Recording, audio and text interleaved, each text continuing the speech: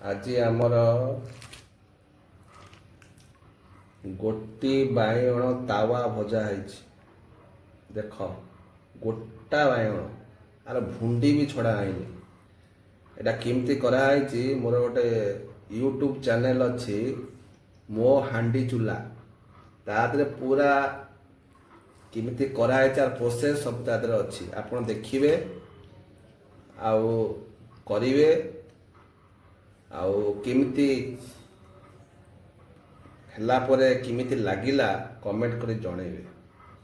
ଗୋଟି ବାଇଗଣ ମସଲା କିପରି କରିବେ?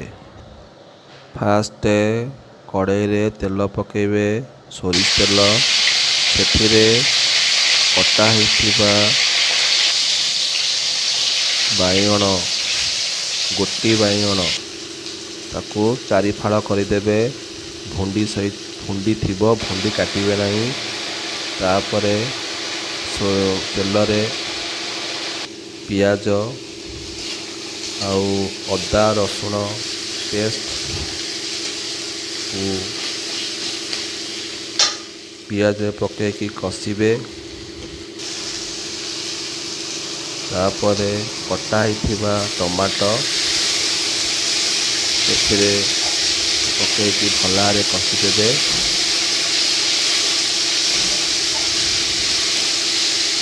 ଯେପର୍ଯ୍ୟନ୍ତ କଞ୍ଚାପଣ ନଯାଇଛି ସେ ପର୍ଯ୍ୟନ୍ତ କଷୁଥିବେ। ତାପରେ ଟିକେ ପାଣି ଦେବେ। ତାପରେ କିଛି ସମୟ ପାଇଁ ଫୁଟେଇ ଦେବେ। ତାପରେ ଏପରି ହେଇଯିବ ତମର ମସଲା, ବାଇଗଣ ମସଲା। ତାପରେ କିଛି ସମୟ ଫୁଟିଗଲା ପରେ ଭଜା ହେଇଥିବା ଗୋଟା ବାଇଗଣ ସେଥିରେ ଆପ୍ଲାଏ କରିବେ। ଯେପର୍ଯ୍ୟନ୍ତ ପାଣି ନ ମରିଛି ସେ ପର୍ଯ୍ୟନ୍ତ ଏମିତି ଫୁଟଉଥିବେ। ତାପରେ ହେଇଯିବ ଗୋଟି ବାଇଗଣ ମସଲା।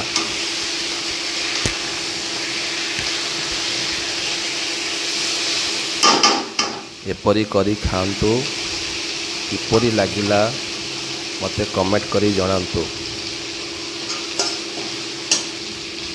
ଧନ୍ୟବାଦ।